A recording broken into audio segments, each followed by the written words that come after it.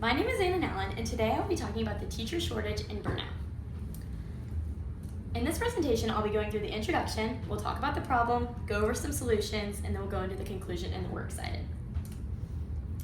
According to the U.S. Department of Education, more than 44% of public schools reported having at least one teaching vacancy in the school year of 2023 through 2024. In some districts, especially the rural and underserved areas, the shortage is so severe that schools are forced to combine classes or only rely on long-term substitutes. The teachers are not only the ones affected by this. The students, the families, and the community as a whole are all affected by teacher shortage and burnout. The shortage leads to larger class sizes, fewer course offerings, and overworked educators. This then turns into lower student achievement and higher dropout rates. If we don't act now, the quality of education across the country will plateau. I'm currently an education major at the University of Tennessee, and my professors make the teacher shortage and burnout issue no mystery to us, because they show us that importance of highly qualified and educated teachers are how we can be a helping hand and contribute to helping this issue. One of my professors has had us watch the documentary called Waiting for Superman, which talked about the decline of education in the education system in America by following the stories of 5 students across the country. This documentary changed the way I view the importance of quality education and teachers, and it sparked a curiosity in me to know more. We must address the growing teacher shortage and burnout crisis and advocate for meaningful policy changes that support educators and strengthen our schools.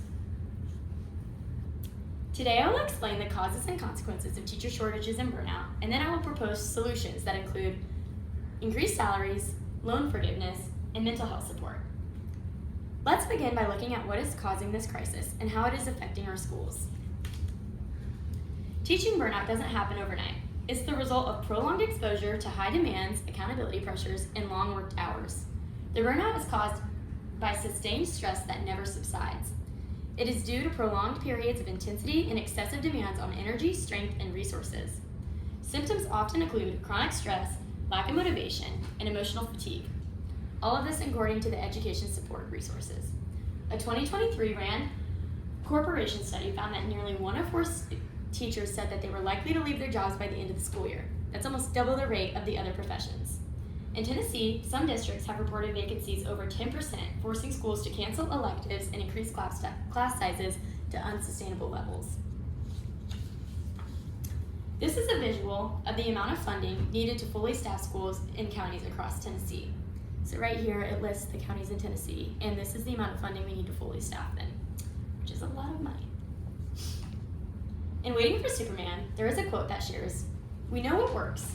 Quality teachers, more classroom time, world-class standards, and high expectations and real accountability.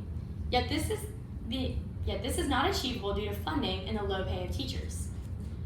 You can't pay quality teachers that salary and expect them to sacrifice their mental health, work 60 hours a week, grade papers at midnight, and still show up for their students every day. When teachers leave, students lose continuity, mentorship, and access to quality instruction. Burnout also affects classroom management and student engagement and learning outcomes. With a clear understanding of the challenges faced of our educators, let's now explore practical solutions to support teachers and strengthen our education system. We need state and federal legislation that increases teacher salary to make a profession financially sustainable, provide loan forgiveness for educators who commit to working in high need areas, and funds for mental health support and wellness programs for teachers. According to the Economic Policies Institute, teachers earn about 20% less than other college-educated professionals. Raising salaries would help attract and retain talent. A program like public service loan forgiveness should be expanded and simplified to reward teachers who dedicate their career to public education. Schools should offer counseling wellness days and peer support network to help teachers manage stress and avoid burnout. Chairman Sanders, a ranking member of the distinguished members of the Committee on Health, Education, Labor, and Pensions, said, "Good teachers deserve our thanks, our praise, and to make a decent living. But more than this, they deserve to go home at the end of the day knowing that they're making a difference." This supports the fact that mental health is a pillar of one of the teachers' ability to do their jobs well and support their students' success. They need resources to know that they are doing a good job and as a teacher and a human being. With these solutions, I hope you find these issues deserve urgent attention and action.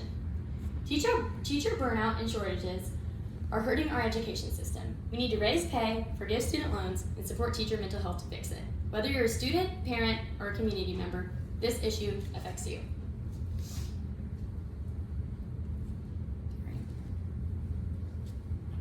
Strong schools depend on strong teachers, and right now, they need our help. Imagine your child is a classroom with 35 students and no permanent teacher. That's not the future we want, so let's stand up for the educators, ensure every student has the support they deserve. Contact your local representatives and urge them to support legislation that invests in teachers and shares our story. Raise awareness and be a part of the solution to support our teachers in the future of education. Thank you.